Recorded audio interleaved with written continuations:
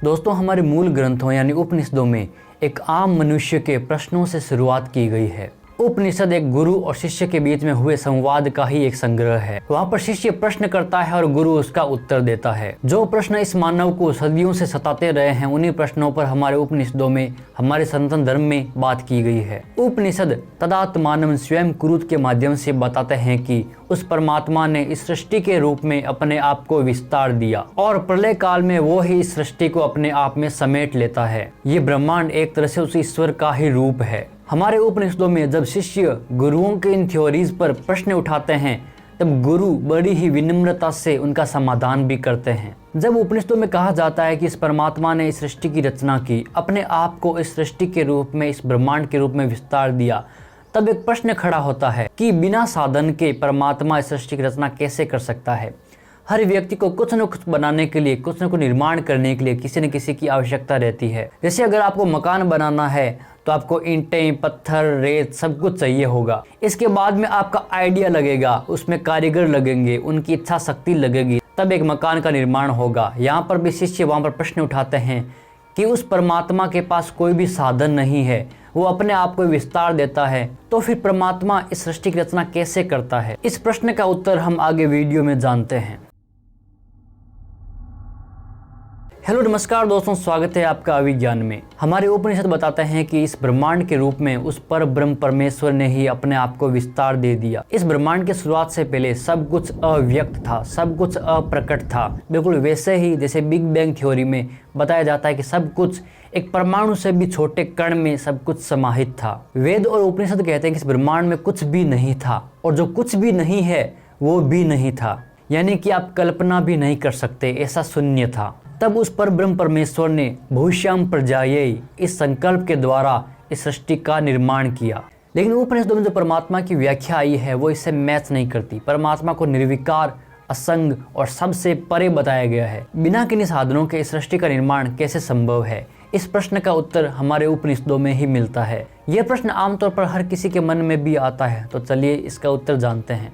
ये प्रश्न सिर्फ हमारे मन में ही नहीं बल्कि उपनिषदों में शिष्य भी अपने गुरु से ये प्रश्न पूछते हैं और गुरु बड़ी ही विनम्रता से उनकी शंका का समाधान करते हैं।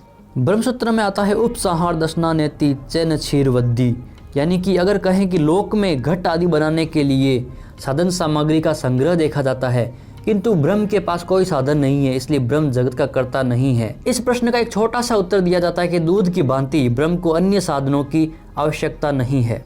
उपनिषदों में शिष्य अपने गुरु से प्रश्न पूछते हुए कहते हैं कि अगर आपको इस दुनिया में घड़ा बनाना है तो आपको मिट्टी चाहिए, पानी चाहिए और भी दूसरे साधन चाहिए। अगर आपको कपड़ा सिलना है तो आपको सूत चाहिए, करघा चाहिए, इच्छा शक्ति चाहिए। तो कैसे परमात्मा इस सृष्टि का निर्माण बिना किसी साधन के कर लेता है? तब वे ऋषि उन शिष्यों को दूध का दृष्टांत देते हैं। वे बताते हैं कि जिस तरह से दूध में दही, घी, पनीर सब कुछ है, बस एक विशेष प्रक्रिया से उसे गुजारना होता है। दही, घी वगैरह दूध में दिखाई नहीं देता, उसे निकालना पड़ता है, एक प्रक्रिया अपनानी पड़ती है। दही, घी ये सारी चीज़ें दूध में अव्यक्त फॉर्म में मौजूद हैं, हमें दिखाई नहीं देती लेकिन वो मौजूद ज़रूर हैं। उसी तरह सब कुछ, ये सारा ब्रह्मांड उस परमात्मा में मौजूद रहता है, स्थित रहता है और सृष्टि के प्रारंभ के समय यह प्रकट होता है और विस्तार लेता है। उपनिषद पर ब्रह्म को एकमात्र, अद्वितीय, निराकार और निष्क्रिय आदि भी कहते हैं। इस शंका का समाधान करते हुए कहते हैं कि जैसे दूध अपनी सहज शक्ति से किसी बाहरी साधन की सहायता लिए बिना ही दही में बदल जाता है, उसी तरह परमात्मा भी अपनी स्वाभाविक शक्ति से जगत का स्वरूप धारण कर लेता है। जैसे मकड़ी को जाला बनाने के लिए किसी अन्य साधन की जरूरत नहीं होती, उसी तरह पर ब्रह्म भी किसी अन्य साधन का सहारा लिए बिना अपनी अचिंत्य शक्ति से ही जगत की रचना करता है। आगे कहते हैं कि उस परमात्मा को किसी साधन की आवश्यकता नहीं है, उसके समान और उससे बढ़कर भी कोई नहीं देखा जाता है। श्वेताश्वतर उपनिषद में बताया जाता है कि उस परमात्मा को किसी साधन की आवश्यकता नहीं है, उसके समान और उससे बढ़कर भी कोई नहीं देखा जाता है।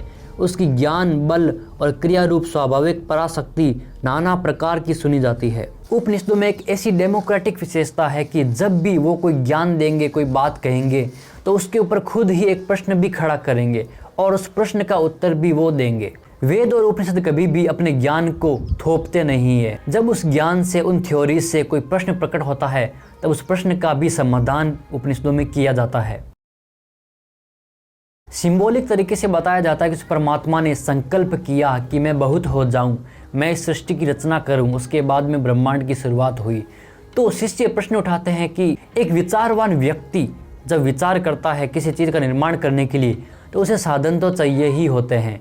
दही दूध की आपने बात की कि वो तो जड़ पदार्थ हैं। तब गुरु इस प्रश्न का समाधान भी करते हैं। यहाँ देवादिव दपि लोके इस सूत्र के माध्यम से बताया जाता है कि जैसे लोक में देवता और योगी आदि बिना किसी उपकरण की सहायता के अपनी शक्ति के द्वारा ही बहुत से शरीर आदि की रचना कर लेते हैं, बिना किसी साधन के संकल्प मात्र से मनोवांछित विचित्र पदार्थों को प्रकट कर लेते हैं, उसी तरह अचित्य शक्ति संपन्न परमेश्वर अपने संकल्प मात्र से यदि जड़ चेतन के समुदाय रूप विचित्र जगत की रचना कर दे या स्वयं उसके रूप में प्रकट हो जाए तो क्या आश्चर्य है। साधारण मकड़ी भी अपनी शक्ति से अन्य साधनों के बिना ही जाला बना लेती है, तब सर्वशक्तिमान परमेश्वर को इस जगत का अभिन्न निमित्त उत्पादन कारण मानने में क्या आपत्ति हो सकती है। यहाँ पर प्राकृतिक शक्तियों को ही सिंबॉलिक रूप से देवता कहा जा रहा है। आगे इस समाधान पर भी हमारे उपनिषद प्रश्न उठाते हैं और उसका भी समाधान देते हैं। देखते हैं कि क्या प्रश्न यहाँ पर आगे किया जा रहा है। यहाँ पर प्रश्न उठाया जाता है कि अगर ब्रह्म को जगत का कारण मानने पर वह पूर्ण रूप से जगत के रूप में बदल गया, ऐसा मानने का दोष होगा और उसको अवयव रहित बताने वाले श्रुति के शब्दों से भी विरोध होगा। अर्थात अगर ये परमात्मा इस ब्रह्मांड के रूप में प्रकट हो गया तो बाकी जगत परमात्मा है ही नहीं, बल्कि उपनिषदों में कहा गया है कि वो अगोचर है, यानी कि कहीं भी नहीं जाता, वो हर जगह पर मौजूद है, वो सर्वव्यापक है। तो अगर वो ही ब्रह्मांड के रूप में प्रकट हो जाता है तो ये दोष आ जाएगा। इसके बाद में अगर मानते हैं कि ब्रह्म का एक छोटा सा भाग इस ब्रह्मांड के रूप में प्रकट होता है, तब भी ये दोष आ जाता है कि वो पर ब्रह्म असीम नहीं है बल्कि ससीम है, वो अनंत नहीं है। उसका एक अंग, उसकी एक शक्ति विकृत होकर ब्रह्मांड के रूप में प्रकट हो चुकी है। ऐसे दो प्रश्न यहाँ पर उठाए जाते हैं। इन प्रश्नों का उत्तर देते हुए उपनिषद कहते हैं कि शब्देस्तु शब्द मूलत्वात्, जिसका अर्थ है कि श्रुति से यह सिद्ध है कि ब्रह्म जगत का कारण होता हुआ भी निर्विकार रूप से स्थित है। श्वेताश्वतरो और मुंडक उपनिषद में कहा जाता है कि ब्रह्म जगत का कारण होता हुआ भी निर्विकार रूप से नित्य स्थित है। वह अवयव रहित और निष्क्रिय होते हुए ही जगत का निमित्त और उपादान कारण है। उस सर्वशक्तिमान परमेश्वर के लिए कोई बात असंभव नहीं है। वह मन, इंद्रिय आदि से अतीत है, इनका विषय ही नहीं है। उसकी सिद्धि कोरे तर्क और युक्ति से नहीं होती, उसके लिए तो वेद ही प्रमाण है। वेद उस पर ब्रह्म को अवयव रहित बताने के साथ ही यह भी कहता है कि वह संपूर्ण रूपेण जगत के आकार में परिणत नहीं होता। वह समस्त ब्रह्मांड ब्रह्म के एक पाद में स्थित है। शेष अमृत स्वरूप 3 पाद परम धाम में स्थित है। आत्मनि चैवम विचित्राश्च ही, यानी कि इसके सिवा युक्ति से भी इसमें कोई विरोध नहीं है, क्योंकि अवयव रहित जीवात्मा में भी ऐसी विचित्र सृष्टियाँ स्वप्न अवस्था में देखी जाती है, फिर परमात्मा तो ऐसा कर ही सकता है। हमारे पुराणों में जो कहानियाँ आई है वो भी उपनिषदों के आधार पर ही लिखी गई है। उपनिषदों का ज्ञान समझाने के लिए ही पुराणों में कहानियों के माध्यम से उस ज्ञान को डाला गया है, ताकि एक आम सनातनी, एक एवरेज इंटेलिजेंस वाला सनातनी इस फिलोसॉफी को, उपनिषदों की फिलोसॉफी को, दर्शन को पुराणों के माध्यम से समझ सके। विष्णु पुराण में भी इसी थ्योरी को प्रश्न और उत्तर के माध्यम से समझाया गया है। विष्णु पुराण में मैत्रेय ऋषि पूछते हैं, हे मुने, जो ब्रह्म निर्गुण, अप्रमेय, शुद्ध और निर्मल आत्मा है, उसे सृष्टि आदि का कर्ता कैसे माना जा सकता है? तब पराशर मुनि उत्तर देते हैं, तपस्वियों में श्रेष्ठ मैत्रेय, समस्त भाव पदार्थों की शक्तियाँ अचिंत्य ज्ञान की विषय हैं, यानी साधारण मनुष्य उनको नहीं समझ सकता। अग्नि की उष्णता शक्ति की भांति ब्रह्म भी सर्ग आदि रचना रूप शक्तियाँ स्वाभाविक हैं। हमारे सनातन धर्म में चाहे उपनिषदों में ज्ञान आया हो, चाहे पुराणों में ज्ञान आया हो, हर किसी ज्ञान पर, हर एक थ्योरी पर, हर एक दर्शन और सिद्धांत पर प्रश्न भी उठाए जाते हैं, वो भी खुद उन रचनाकारों के द्वारा। किसी बात पर क्वेश्चन उठाना और उसका आंसर पाने की जिज्ञासा होना कोई बुरी बात नहीं है। हमारे सनातन धर्म में भी ऐसे ही प्रश्न उठाए गए हैं और उनको समझने का, उनके उत्तर देने का प्रयास भी किया गया है, क्योंकि इंसान की निशानी है, अगर वो प्रश्न उठाएगा तभी वो इंसान यानी मानव कहलाएगा। पशु कभी भी प्रश्न नहीं उठाते, इसलिए प्रश्न उठाने से कभी भी डरना नहीं चाहिए। प्रश्न उठाना तो हमारी सनातन परंपरा रही है। आगे ब्रह्मसूत्र में कहा जाता है कि सर्वे पिता च तद दर्शनात्, यानी कि इसके सिवा वह परा देवता यानी पर ब्रह्म परमेश्वर सब शक्तियों से संपन्न है। छांदोग्य उपनिषद में भी एक मंत्र आता है, सत्य संकल्प आकाशात्मा सर्वकर्मा सर्वकामः सर्वगंधः सर्वरसः सर्वमिदमभ्यातो वाक्यनदारः। अर्थात वह ब्रह्म सत्य संकल्प आकाश स्वरूप सर्वकर्मा सर्वकाम सर्वगंध सर्वरस यानी समस्त जगत को सब ओर से व्याप्त करने वाला वाणी रहित और मान रहित है। मुंडक उपनिषद में भी एक मंत्र आता है, यह सर्वज्ञ सर्वविद्यस्य ज्ञानमयम तपः तस्मादेतत् ब्रह्म नाम रूप मग्नम च जायते। यानी कि जो सर्वज्ञ सबको जानने वाला है, जिसका ज्ञानमय तप है, उसी परमेश्वर से ये विराट रूप जगत और नाम रूप और अन्न उत्पन्न होते हैं। वृद्ध अरण्यक में उस पर ब्रह्म के शासन में सूर्य चंद्रमा आदि को दृढ़तापूर्वक स्थित बताया जाना, श्वेताश्वतरों में उसमें ज्ञान बल और क्रिया रूप नाना प्रकार की स्वाभाविक शक्तियों का होना और जगत के कारण का अनुसंधान करने वाले महर्षियों द्वारा उस परमात्मा देव की आत्मपता शक्ति का दर्शन करना इत्यादि प्रकार से पर ब्रह्म की शक्तियों को सूचित करने वाले बहुत से वचन वेदों में मिलते हैं। हमारे उपनिषदों में सृष्टि के मूल प्रश्नों पर विचार किया गया है। हमारे ऋषि मुनि इस जगत के कारण के बारे में, इसकी स्थिति के बारे में, इस ब्रह्मांड के बारे में एक तरह से अनुसंधान करते थे, क्योंकि ये कुछ ऐसे प्रश्न हैं जो हमेशा से मानव को सताते रहे हैं और हमेशा से इंसान इन प्रश्नों के उत्तर जानने की जिज्ञासा रखता है और कोशिश कर रहा है। हमारे सारे उपनिषद इन्हीं आम प्रश्नों पर विचार करते हैं। वो बाकी अब्राहमिक रिलीजन्स की तरह हमें डराते नहीं हैं कि एक परमात्मा ऊपर बैठा है, एक भगवान ऊपर बैठा है जो कि हम पर शासन करता है और हमें डराता है। नहीं, ऐसा बिल्कुल भी नहीं है, बल्कि हमारे उपनिषद मूल प्रश्नों पर विचार करते हैं और उनका समाधान प्राप्त करने की कोशिश करते हैं।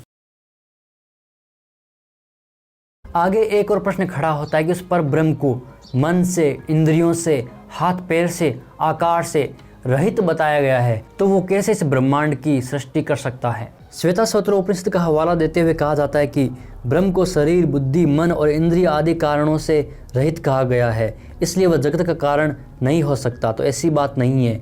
इसका उत्तर पहले सर्वपिता च तद्दर्शनात् इस सूत्र में परब्रह्म को सर्वशक्ति संपन्न बताकर दे दिया गया है। श्रुति भी कहती है कि वह परमेश्वर हाथ पैर आदि समस्त इंद्रियों से रहित होकर भी सबका कार्य करने में समर्थ है। तो दोस्तों, आपने देखा कि हमारे उपनिषद मूल प्रश्नों पर विचार करते हैं जो एक आम मनुष्य के मन में प्रश्न उठते हैं, एक फिलोसोफर के मन में, एक दार्शनिक के मन में, एक जिज्ञासु के मन में जो भी प्रश्न उठते हैं, उन्हीं प्रश्नों को यहाँ पर उपनिषदों में उठाया गया है और उनका समाधान करने का प्रयास किया गया है। अगर आप उपनिषदों को अच्छे से पढ़ते हैं, उनके मंत्रों के अर्थ को अच्छे से देखते हैं, तो आपको पता चलेगा कि ये मंत्र, ये श्लोक किन्हीं जिज्ञासुओं से, दार्शनिकों के मन से उपजे हैं, न कि किसी आम धार्मिक और आम पाखंडी के मन से। अपने स्वार्थ के लिए, अपने पाखंडों के लिए यहाँ पर कोई भी स्थान नहीं है, कोई भी बात ऐसी नहीं की गई है। उपनिषद इस सृष्टि को समझने का प्रयास करने वाले लोगों के लिए है। जीवन में एक बार इन उपनिषदों को हमें खोलकर ज़रूर पढ़ना चाहिए। अगर हमें जिज्ञासा होती है इस ब्रह्मांड के बारे में, इस सृष्टि के बारे में, परमात्मा के बारे में, उपनिषद कहीं कहीं पर तो परमात्मा पर भी प्रश्न उठाते हैं। उपनिषद का अर्थ ही होता है कि गुरु और शिष्य पास बैठकर प्रश्न उत्तर से वार्तालाप कर रहे हैं। सो दोस्तों, उम्मीद करता हूँ कि आपको ये वीडियो पसंद आया होगा, आपने कई अच्छी बातें यहाँ से सीखी होगी। तो मिलते हैं किसी और वीडियो में, तब तक के लिए जय हिंद, जय भारत।